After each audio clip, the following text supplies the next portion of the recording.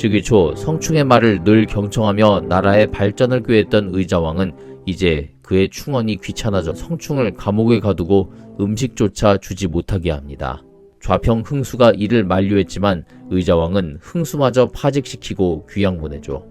강고종은 660년 3월 소정방을 대총관으로 김익문을 부총관으로 삼아 13만 군사를 파견합니다. 이렇게 양쪽에서 군사들이 오고 있어요. 한시가 급한데 이미 충신들은 다 떠나고 멍청한 간신들만 남았습니다. 결국 의자왕은 다급한 마음에 흥수를 불러들입니다. 간신배들이 그대로 있습니다. 흥수가 귀양간 일 때문에 나라와 왕에 대한 불만이 많을 것이고 아마 이는 엉터리 방책일 것이다 라며 끝내 마지막 충언마저 묵살하고 합니다. 하지만 백제의 진짜 마지막 충신 계백은 의자왕의 명을 받고 일단 집으로 향합니다. 그리고는 가족들을 모두 죽이고 전장으로 나아갑니다.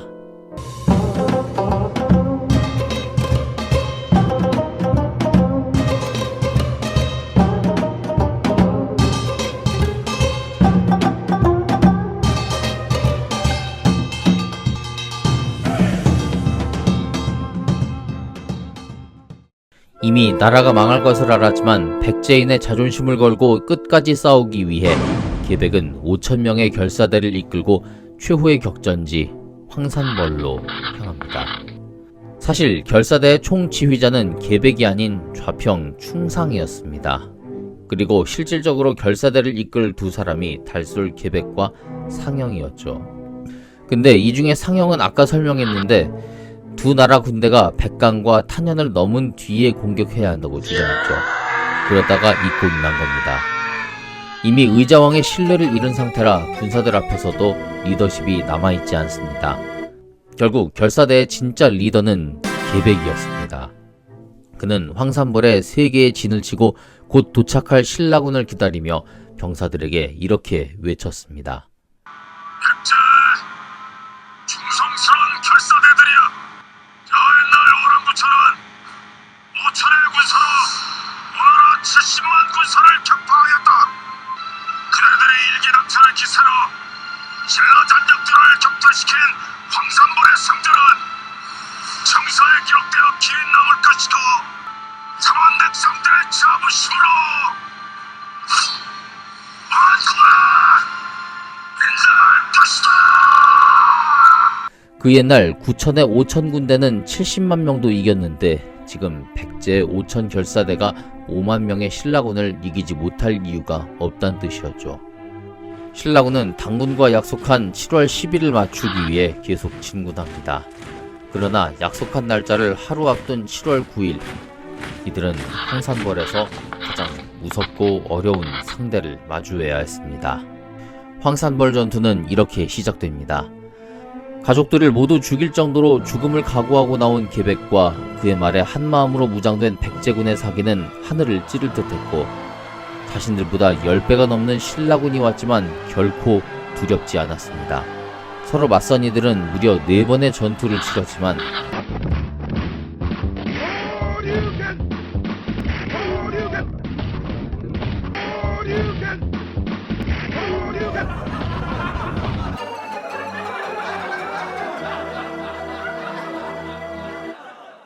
네 번 모두 백제의 승리로 끝났습니다.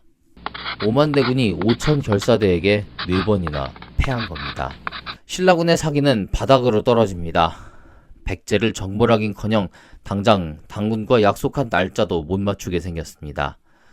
그러자 이번엔 신라군 진영에서 사기 진작을 위한 극단적인 대책이 나옵니다. 신라군 진영의 지휘관이자 김유신의 동생인 김흠수는 아들 반구를 불러 이렇게 말합니다.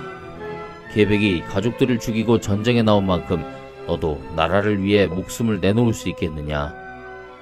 하랑의 임전무퇴 정신으로 무장한 반굴은 기꺼이 그러겠다 말하며 극히 적은 숫자의 별동대만을 데리고 적진으로 돌격합니다. 당연히 이들은 패배하고 반굴은 시신이 되어 돌아옵니다. 사람들은 뒤이어 나올 관창이 매우 어린 나이에 적진으로 갔기에 반굴 역시 비슷한 나이가 아닐까 추측합니다만 이때 반굴에게는 영윤이란 아들도 있었죠. 관창보단 나이가 좀 있었던 것 같습니다. 이번엔 좌장군 김품일이 아들을 내보냅니다. 그 유명한 관창입니다. 장군들이 무슨 경쟁하듯이 아들들을 사지로 내몰고 있죠. 관창 역시 소수의 결사대만을 이끌고 적진으로 돌진합니다. 우린 오늘날 반굴과 관창이 가미카제처럼 혼자 적진으로 들어간 걸로 기억하고 있습니다. 드라마에서도 그렇게 묘사를 하고 있죠. 그런데 일부 학자들은 역사 기록을 토대로 이들이 혼자 죽기 위해 간 것이 아니라 진짜 기습 공격을 위해 결사대를 이끌고 간 걸로 해석하기도 합니다. 물론 소수이니 이것 또한 쉽지는 않았겠지만요. 이미 오만대군도 4번이나 이겨서 사기가 하늘을 찌를 듯한 백제군입니다. 관창은 공격다운 공격도 펼쳐보지 못한 채 곧바로 사로잡힙니다.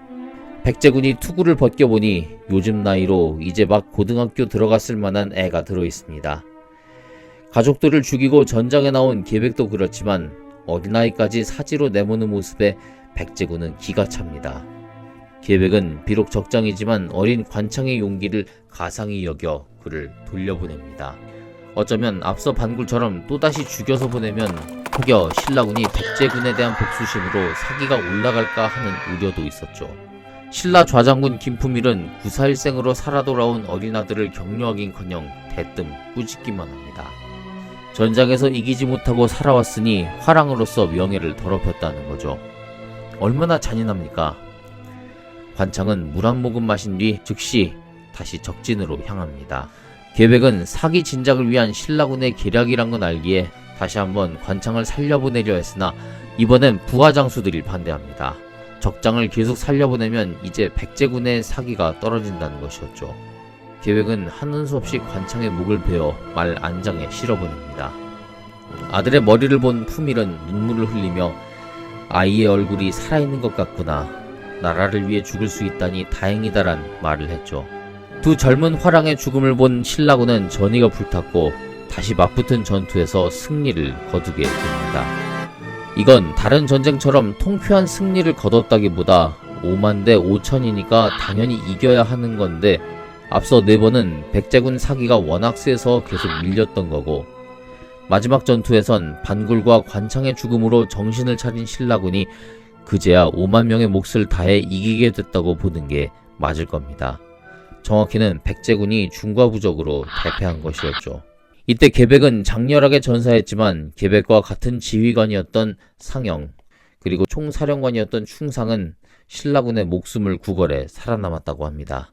별 도움도 안 되는 작자들이 끝까지 찌질하죠. 이것이 660년 7월 9일의 일이었습니다. 어린 시절엔 반굴과 관창의 전사를 보면서 나라를 위해 죽음도 불사하고 싸우는 임전무퇴 정신 이렇게 멋있게 배웠는데 지금 생각해보면 이것처럼 잔인한 게 또 있을까 싶습니다. 계백이 가족들을 죽이고 나온 것도 마찬가지죠. 고대 서양인과 중동에선 전쟁에 나가기 전 장군의 딸을 산채로 제물로 바치는 의식이 있었다고도 하는데 전 아들들을 사지로 내몬 김음순과 김품일이 이들과 다르지 않다고 여겨집니다. 임전무퇴란 그 4글자만으로 전장에서 이기지 못하면 무조건 죽어야 한다는 잔인한 가스라이팅으로 젊은이들을 세뇌시킨 뒤 아까운 생명을 버리게 하는 거죠. 훗날 나당전쟁 때 전투에서 패하고 돌아온 아들 원술을 죽이려 했던 김유신도 그랬죠. 다행히 원술은 문무왕이 급히 명령을 내려 생명을 구하지만 결국 아버지에게 버림받고 말죠. 이거야말로 쓸데없는 강요로 이루어진 생명 경시 사상이 아닌가 생각됩니다. 병법의 또 다른 교훈인 승패 병가지 상사를 인용해 실패를 경험삼아 더 나은 전략을 구상하고 다음 승리의 발판으로 삼는다면 얼마나 좋았을까 안타깝다는 생각을 많이 하게 됩니다.